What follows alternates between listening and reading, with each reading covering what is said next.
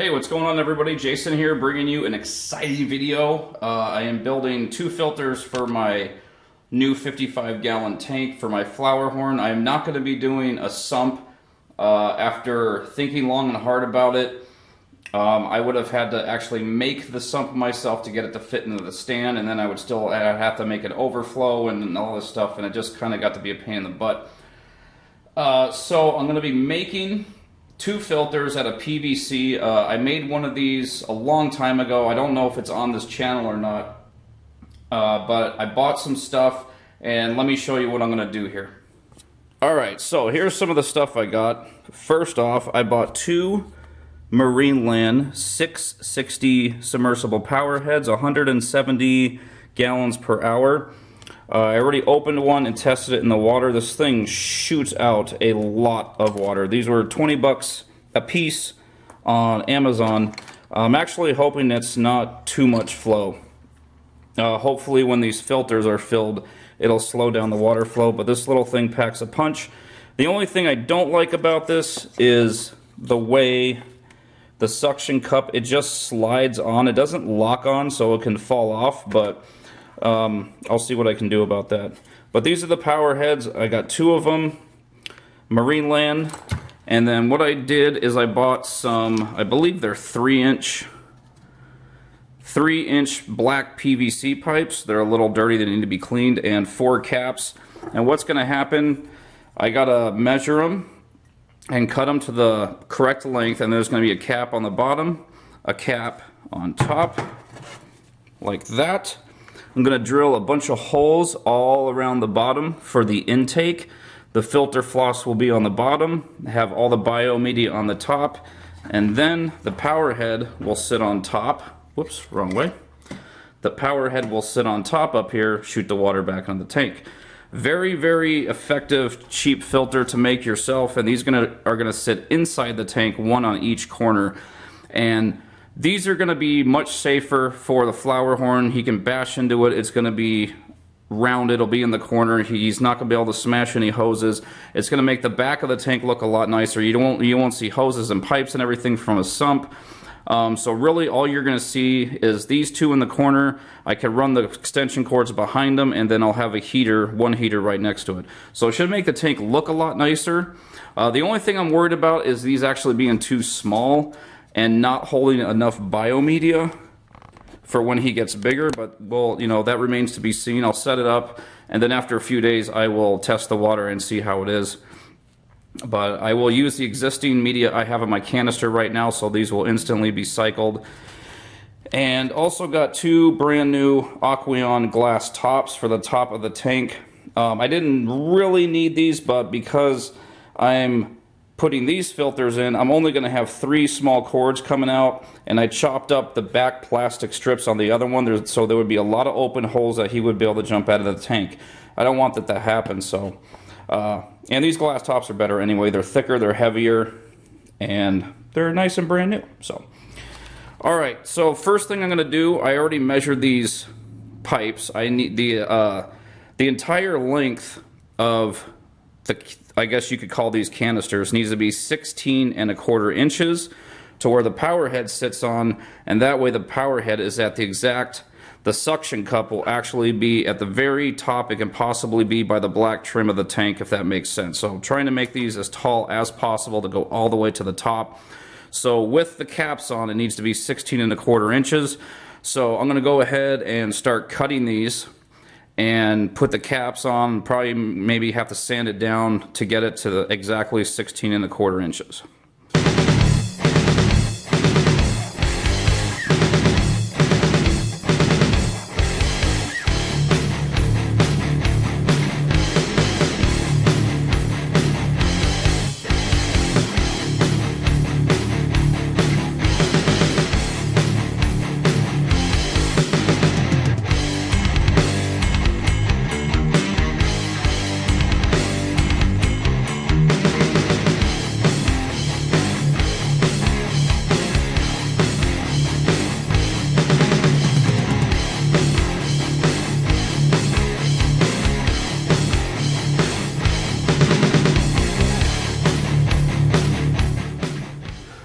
Alright, so we got both of these cut.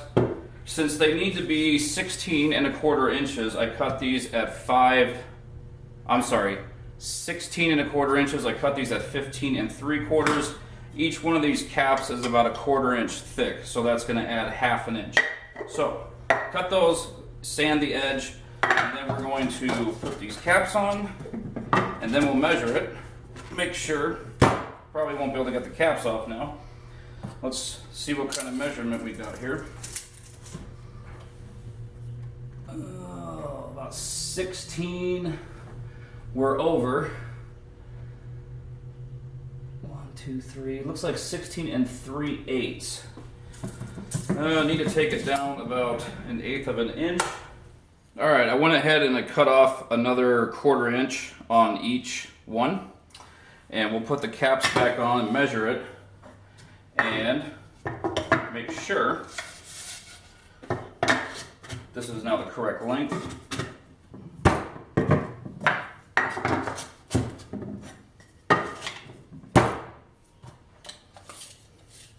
Yes, these are kind of a pain in the butt to get apart, but you want to have a good seal. Oh, just under 16¼ Just under 16¼ Perfect. Absolutely perfect. Okay, now what we're going to do is we're going to drill the holes for the intake for the water to come in. And you want to make sure that you drill with your cap on the pipe. You want the holes to go through both, so when you put it on, the holes go all the way through. I believe this bit on here is one of my biggest ones. I think it's 1/2 inch, maybe 3/8 or something. I think it's 1/2. And we're just going to turn it on, and I'm going to drill 2 rows of holes all the way around.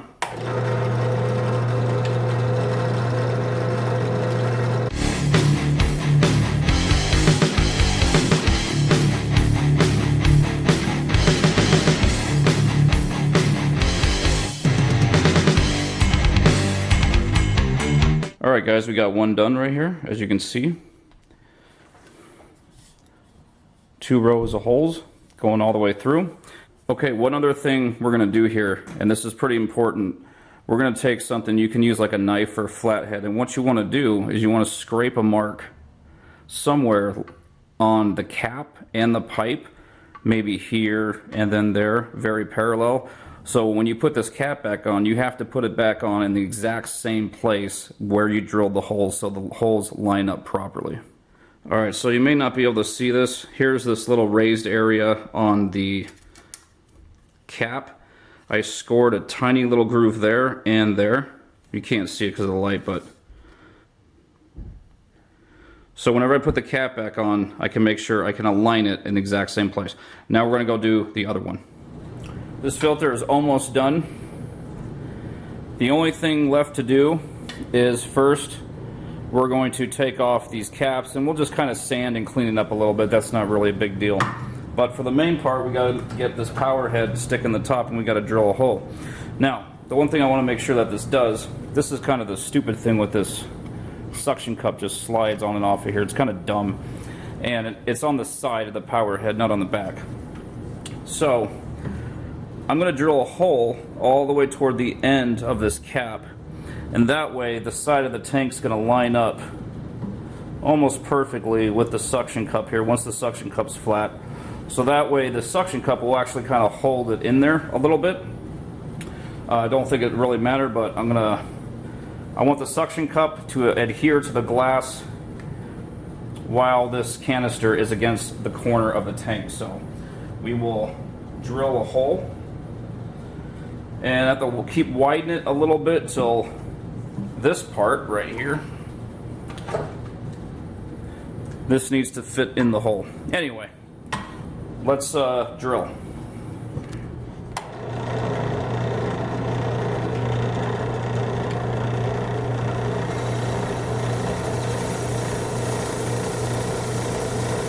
Okay, now this hole that I drilled right here obviously does not fit yet. It's not exact. So what I'm going to have to do is a little jimmy rigging drill in here, and I'm just going to have to hold this and keep widening the hole a little bit. It's kind of dangerous, but alright guys, got the holes drilled. I actually went ahead and put a smaller drill bit I drilled the main hole with the big bit, put on a smaller bit, and kind of wiggled it around to widen the hole a little bit. And this one, so here's the bottom of the power head, slips in there. Oh, perfect.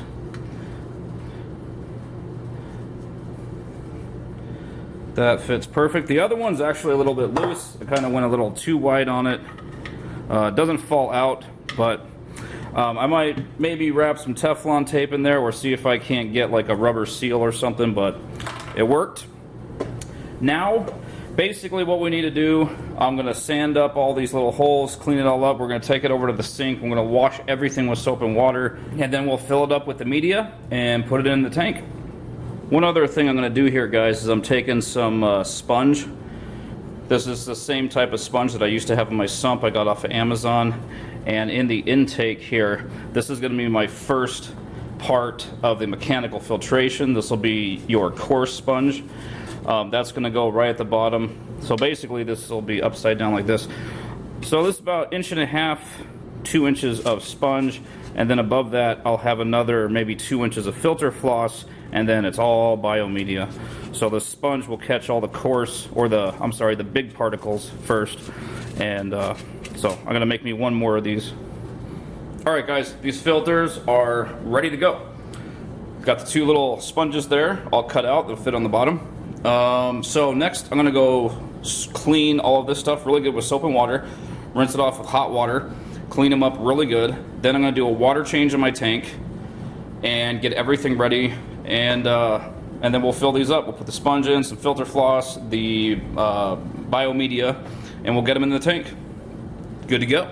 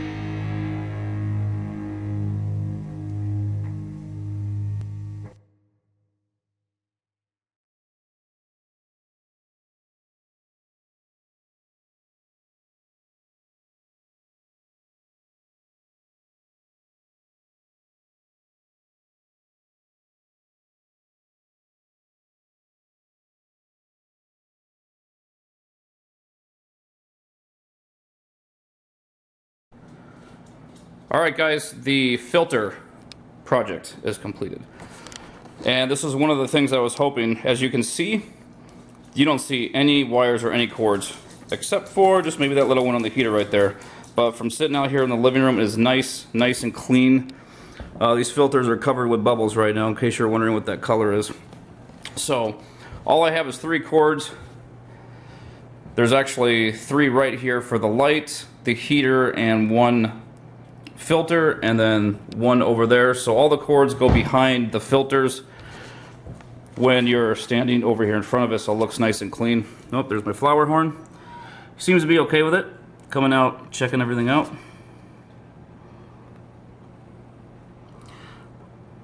My flower horn appears to have a little bit of bloat. I'm going to be treating this tank with some Epsom salt for a little while and hold off on feeding. But he's doing really good. Getting a really big hump on his head. Nice colors. So yeah, he got a little bit of bloat. I got to treat that. Anyway, filters seem to be working pretty good. Still shooting out a little bit of air here and there, some air pockets inside. But it's working. These power heads, the 170 gallons per hour was a little much. There is actually a whole lot of flow. I hope this is not too much current for them, but there's a lot. I got the new glass tops on there, the aquarium. That may not look like it's coming out very fast, but it is. It's shooting out. I hope it's not too much current for him. I mean, he's coming out anyway. He doesn't care. So hopefully he'll be okay. But the filters seem to be working good. The tank, I did a water change first and then put in the filters, and the tank's already cleared up real nice. Alright guys, that's the video. Thanks for watching. I hope I helped any of you guys out there if you're looking to make a filter like this. It got a nice clean look. Doesn't take up too much space in the tank. And like I said at the beginning of the video, this is going to be really good for when he gets bigger. Not too much stuff in here for him to bang himself up on. Except for the power heads. I mean, you're not going to be able to get everything smooth or everything out of the tank that has sharp edges. But with these filters, he's not going to be able to smack these around. And I'll test my water in a couple of days and make sure that they're working correctly. Alright guys, thanks for watching. Click to subscribe. Click on the link below in the description for aquarium enthusiasts. That's my group on Facebook. If you want to join a no drama group. And thanks for watching. Take care.